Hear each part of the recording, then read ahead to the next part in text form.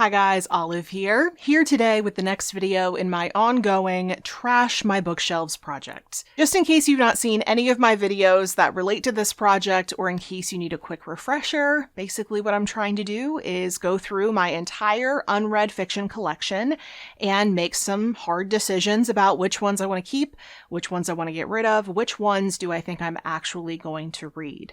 Pretty recently, I decided that I think I own too many fiction books. Back when I was building up this fiction collection, when my husband and I had just moved to Pittsburgh, I was reading a lot more fiction at the time. So when we would go to library book sales and used bookstores, which is where I got the majority of my books, I did not pay full price for all of these, trust me, I would look at the fiction section a whole lot more because that's what I was reading.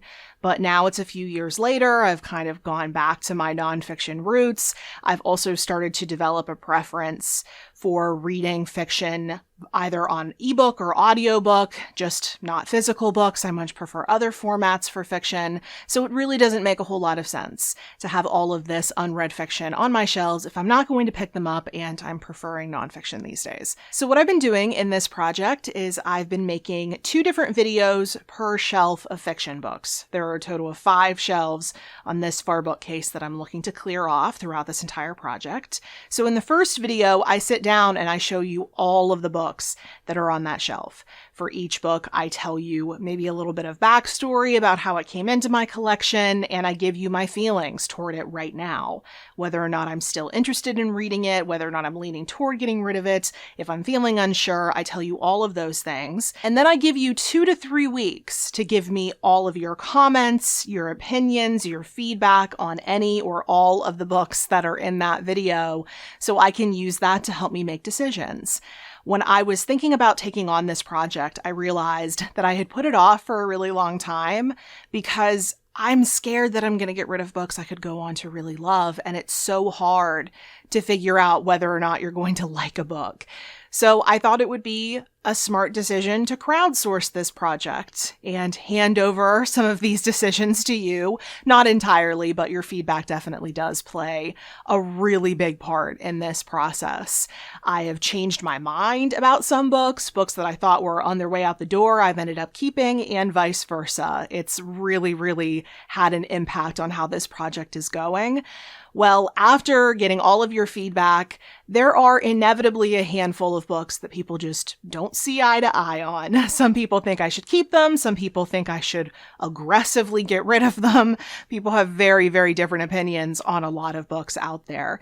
So some of my viewers after the first shelves video gave me the very smart idea to do a try a chapter tag. So after the first video for each shelf, I take a maximum of 5 books that I'm still feeling unsure about, and I read 20 to 25 pages from that book, and I use my feelings toward those pages to help me make my final decisions about which books are staying and which books are going. So the last video I made for this project was the first video for the 3rd shelf. So I showed you all of the books that were on the 3rd shelf. And while all of you have been incredibly helpful, like up to that point, the comment section of that video was next level. It was just like out of this world in terms of the different types of feedback and how well thought through every single comment was.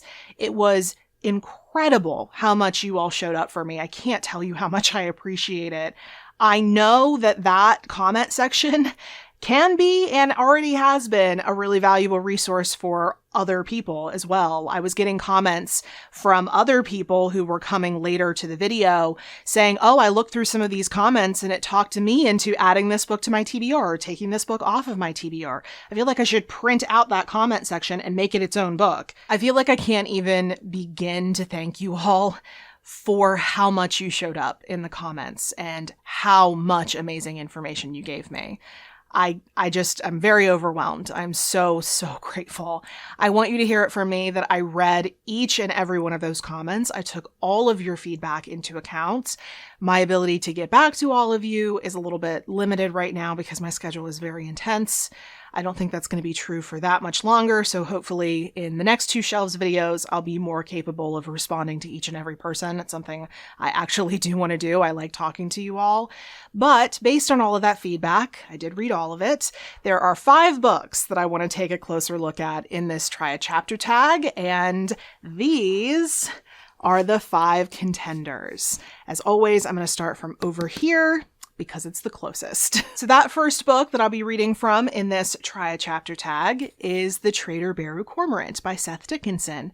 Now, the reason why I wanted to read a chapter from this one isn't because opinions were mixed in the comments or I was feeling conflicted based on feedback.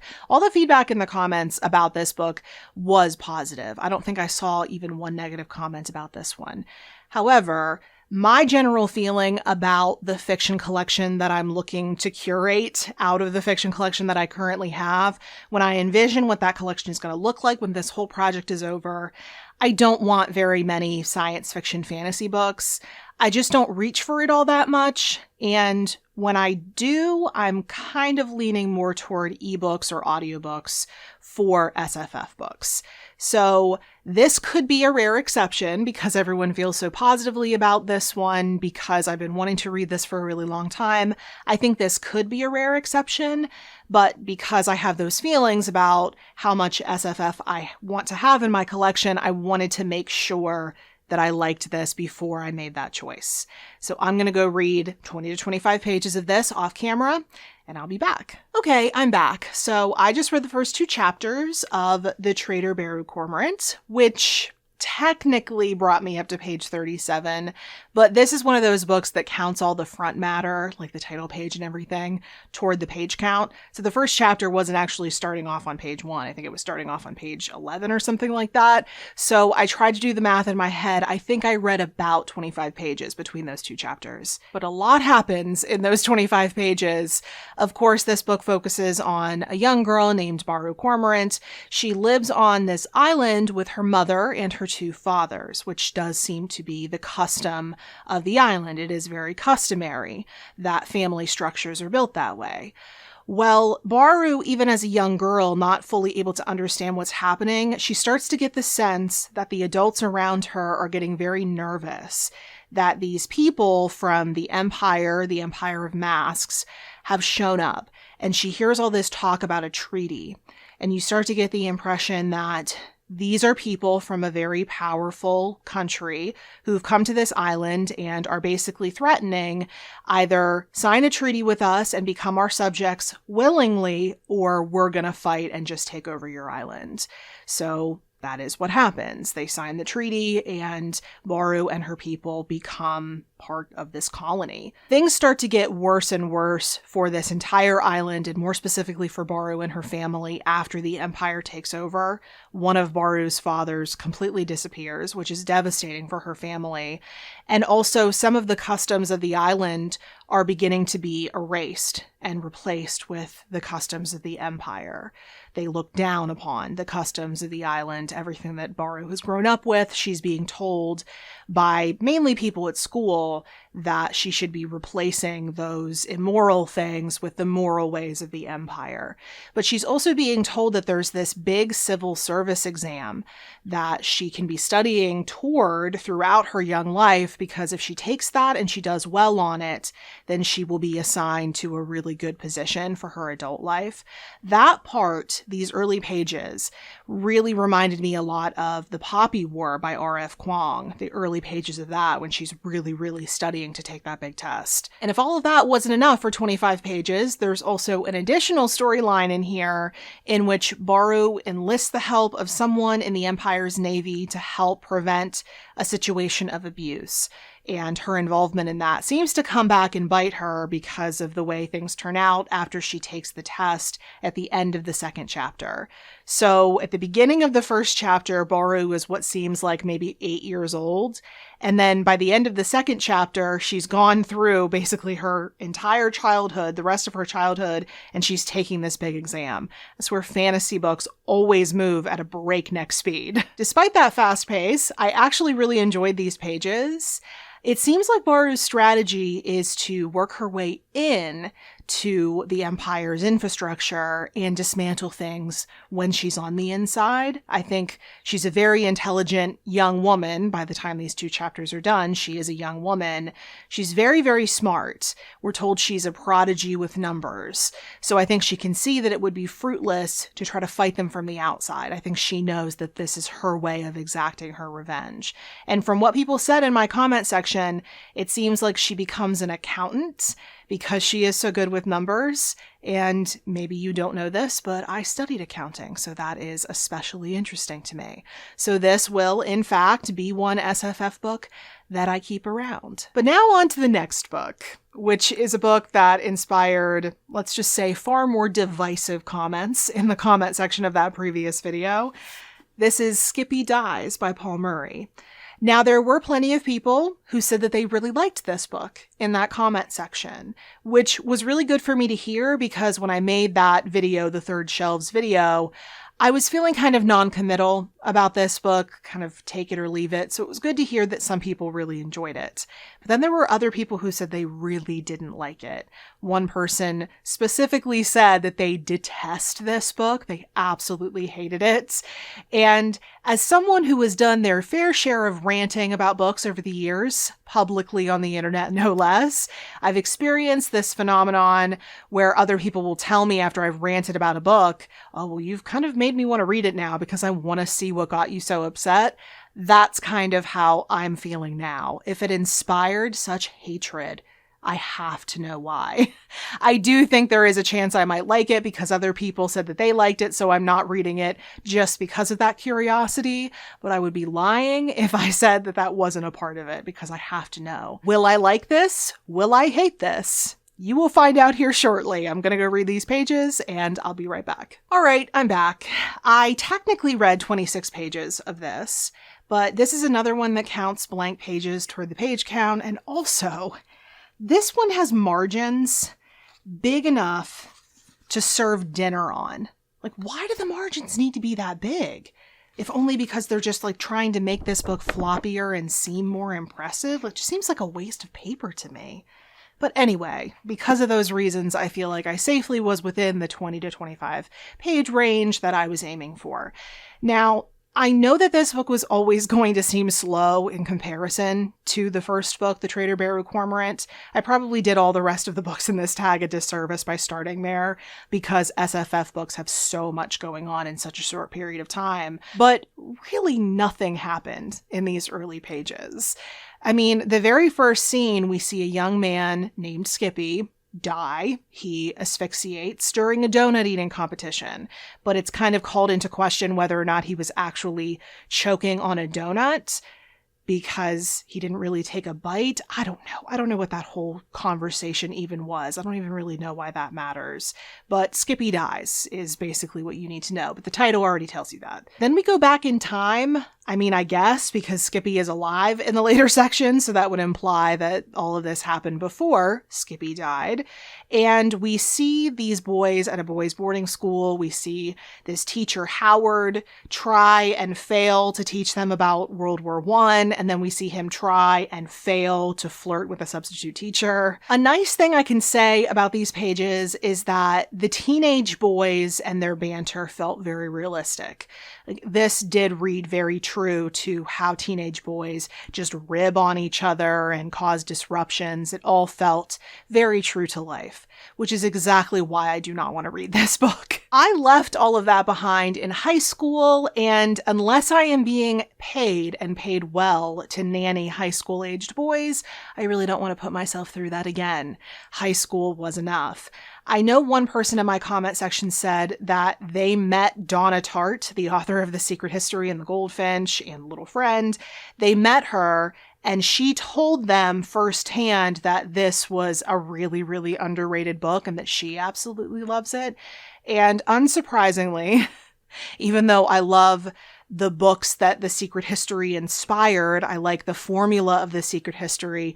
I am not surprised at all that Ms. Donna Tartt and I do not share similar taste in books, because I don't want to read this. I have no desire to read this. I got this in a book box. It's not actually something I picked for myself, so that's not super surprising, but it's a no from me. But now on to the next book that I'm going to read a little bit from before making my final decision about it. It is On Beauty by Zadie Smith. Now, from what I remember, most of the comments about this book were positive. I think anyone who had anything even slightly negative to say was just talking about their ability to click with Zadie Smith as an author in general, not like more specifically about this book. There was one very entertaining comment, though. One person said that Zadie Smith seems to be an author who a lot of people on BookTube buy, but not many people actually read. Which is probably the roasting that we deserve. Although I did get this book from a book box, a book subscription box. I didn't actually pick it for myself. You can determine whether or not that makes me exempt from that comment. It probably doesn't, because this has been sitting on my shelf for a really long time, and I've been meaning to read Zadie Smith for a really long time. So I am probably also deserving of that roasting. I did get one very encouraging comment, though, that said that if I'm going to start anywhere with Zadie Smith, this wouldn't be a bad place to start. So that gave me some hope. So I'm going to go read from this, and we'll see if I decide to keep it a part of my collection. Okay, hi again. I have no idea what I was expecting out of my first Zadie Smith, and this book more specifically because I've had it staring me in the face for however many years it's been sitting on my shelf. But these pages were nothing like what I expected. It's honestly kind of entertaining to see how a book actually compares to the image that you've built up in your mind about it, because this was totally different than whatever I had in my head. In these early pages, we're seeing emails from a son to his father. The son is off doing something with this family. We're not exactly sure what he's doing when we're just reading those emails, but we're getting the distinct impression that the son is sending these emails to his father, knowing that his father has ignored all of his previous emails, and the son expects his father to keep on ignoring the emails, which is really heartbreaking. As the book goes along, you find out that the son took an internship with his father's academic rival. Both this kid's father and the rival, they both study the artist Rembrandt, but the rival is a whole lot more successful, so this kid's father resents him for that and sees his son taking this internship as a betrayal. Well, in the last email that the young man, Jerome, sends to his father, he says, "I've fallen in love with the academic rival's daughter, and we're going to get married." This leads us into a series of scenes in the family home. Jerome isn't living there right now, but his father, Howard, the one who's ignoring all the emails, is, along with his wife and their other two children. And it's just very clear that these two married people don't like each other.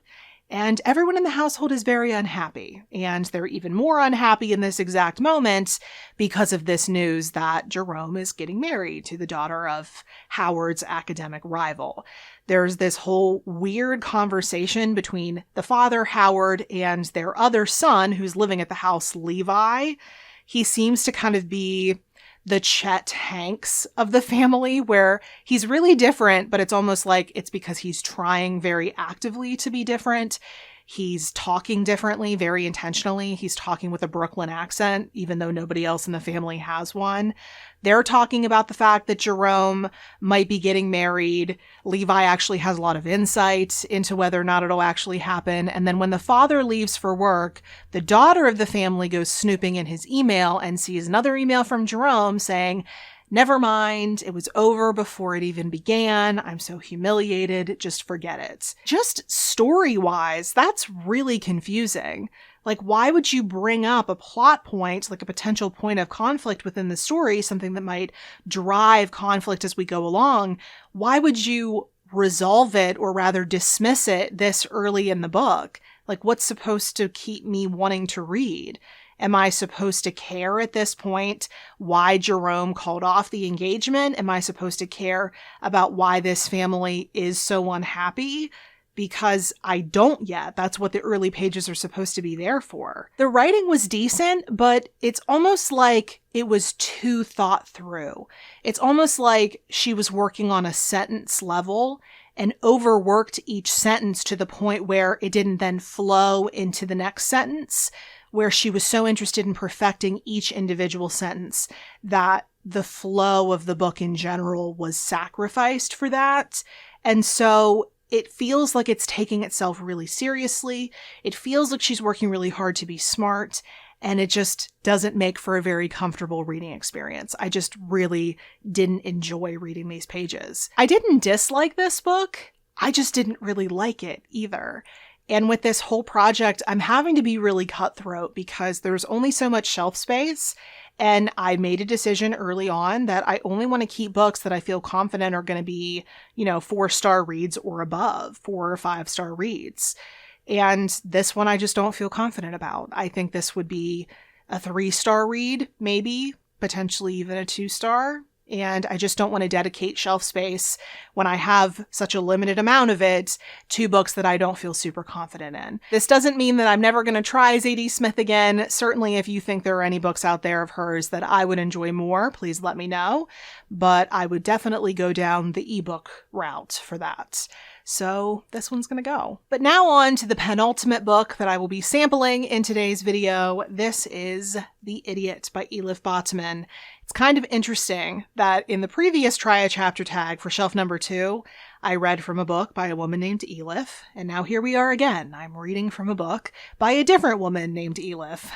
I'm hoping this Elif fares a little better than the one from the previous video, if you catch my drift there. But there were a lot of mixed comments about this book. A lot of people had very different opinions about this one. They weren't quite on the polar opposite ends of the spectrum in the way they were with Skippy Dies, but I know some people found this book kind of meh. I know some people said they found it pretentious, while other people said they thought it was really fantastic. And there also seemed to be a whole lot of confidence in the fact that I would really enjoy it, which again, if it's pretentious, it makes me wonder what everyone thinks about me. Listen, I know I'm kind of an egghead. I understand that about myself, so I don't take offense to it. I just find it really entertaining. I do kind of like books that can be considered pretentious. I know it about myself. So I actually have a lot of faith that I'm going to like this one, but because there was so much disagreement, I just wanted to make sure. So I'll be right back. We'll find out. Hi again. So I read up to page 25 of The Idiot by Elif Batuman. There was a stopping point in the middle of page 25, so I just read up to that point. And I guess unsurprisingly, I really liked this. We follow a young woman. She's 18 years old. She's of Turkish descent, and we see her getting settled in at Harvard, where she's starting her freshman year of college. We see her shopping classes. She's interviewing for some seminars. She's dealing with an annoying roommate. She's generally trying to get her bearings. And we do get the sense that she's not totally happy. She hasn't really figured things out yet. I don't know if she will, but as of the point where I stopped, I definitely got the feeling that she doesn't really feel like she belongs there. The feelings of confusion and fear surrounding starting college are so present in these early pages. I was getting these major flashbacks to my first week of classes and trying to get settled in my dorm. It is all so intimidating for an 18-year-old kid who's stepping into what is essentially a whole different universe with very little guidance. I can't even imagine how intimidating it would be starting at Harvard. And it just so happens that the main character of this book is taking a Russian class. And wouldn't you know it, my first ever college class was Russian. The first college class I ever walked into was elementary Russian. And the teacher does just start speaking Russian at you right away when you have no idea what they're saying. And that's what happens in this book. And the way that she describes the faces that people make as they're trying to understand what's being said, like the different ways their faces contort when fluent Russian is being spoken at them when they have no idea what's being said, it could not have been more spot on. I think it's because we're around the time of year when college is getting ready to get started again after the summer break. Like the fall semester for a lot of schools will be kicking off here in the next few weeks. I imagine around Pittsburgh, I'm going to start seeing a whole lot more college kids here in the very near future. But I think because I read the early pages of this at this time of year, those starting college feelings came back to me in such an enormous way, especially because this main character is also taking Russian.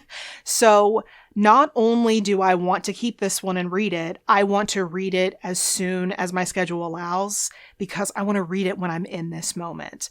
I had absolutely no idea I was going to have this strong of a reaction to this book, but hey, that's the magic of books for you. Oh, and also, before I put this book on the keep pile, I wanted to show you the naked hardback, what's underneath the dust jacket. It is this beautiful, cool-toned, grayish purple color. I have never seen a hardback in this color before. I love anything cool-toned, as you can tell by my look right now. I love this color. I guess I never noticed it because the dust jacket is this really baby pink color. I guess I just wasn't expecting the book to be this pretty underneath. So that's another really good reason to keep this. All right, we at last have come to the fifth and final book in this Try a Chapter tag, which is probably the book I got the most comments on in the previous video. That's actually not true. A Gentleman in Moscow was probably the one that most people had things to say about in the comments, but that was because of my predicament, and I already knew I was keeping that one. So I guess the second most talked about book in that comment section was The Golem and the Jinni by Helene Wecker. Now, some people said that they didn't like this one, but I would say overwhelmingly, most people had good things to say about this, and a lot of you wanted me to give this one a try before making my final decision about whether or not to keep it. So I'm going to go do just that, and I'll be right back. Okay, I am back, and you're going to have to forgive me right away because I only read 18 pages of The Golem and the Jinni instead of 20 to 25. I had a reason. I'll explain. Just give me a moment. So, in the early pages of The Golem and the Jinni, we meet the Golem, and we learn how she came to be. She was basically commissioned by this guy, this unsuccessful businessman who wants to move to America, and he wants to move there with a wife. But he was unsuccessful in his business dealings, so he doesn't have any money, and he's also kind of creepy. So he's not a great prospect. So he goes to this other guy who dabbles in dark magic and asks him, "Can you please build me a wife?" Instead of build a bear, it's build a wife. This guy who dabbles in dark magic does what's asked of him. He builds this man a wife, a golem made out of clay. And he gives him very strict instructions. Don't bring her to life until you reach America. It's not a good idea. The businessman doesn't listen and brings her to life aboard the ship. It's very lucky for her that he did that because that businessman drops dead aboard the ship, which means that there's now a creature made out of clay, a completely obedient creature without a master, who has to find her own way in 1899 New York City. Now, when I read the first paragraph of the second chapter, I realized that this is the chapter in which we're going to meet the Jinni, and I saw that the chapter extended far past page 25. And because I already know that I want to read this, I knew I wasn't going to want to make myself stop at page 25. I really just want to get lost in this world. I want to sink into that chapter, and I wasn't going to want to stop to come back and give you my thoughts.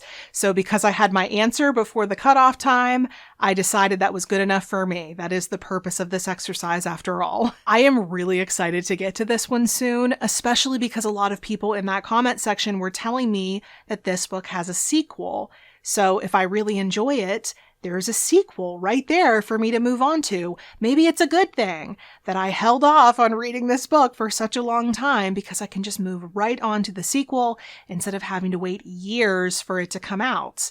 Look at me justifying my bad behavior. Am I a real YouTuber now? But now the final results. I am keeping The Golem and the Jinni.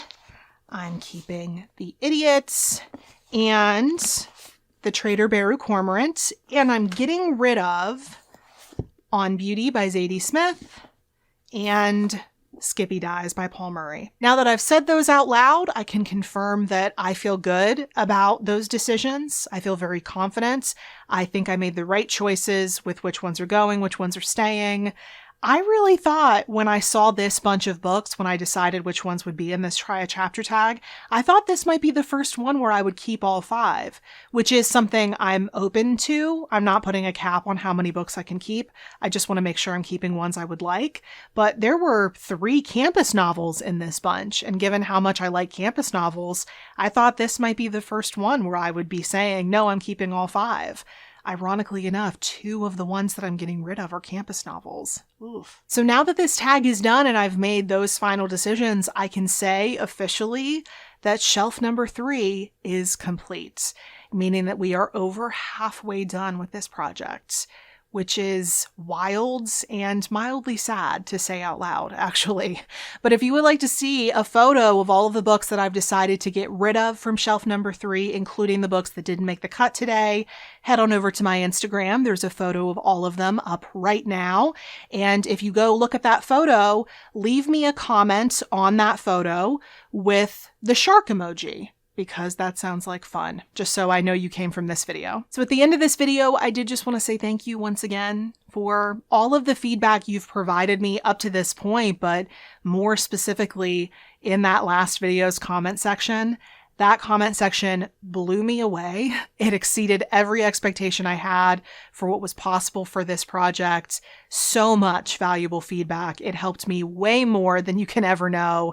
And it really just proved to me that I have some of the most interesting, opinionated, cool people in my comment section. I just really appreciate you. So thank you once again, and stay tuned for shelf number 4 coming at you very soon. As always, if you have any comments or questions about anything you've seen in this video or about anything in general, please feel free to put that in the comments. And if you would like to keep up with what I'm reading and writing about right now, you can find me on various places around the internet, including Goodreads and Instagram, where that photo is. You can find the links to my profile in the description box below. Thank you so much for watching. I hope you're having a wonderful day, and I'll see you in the next video. Bye.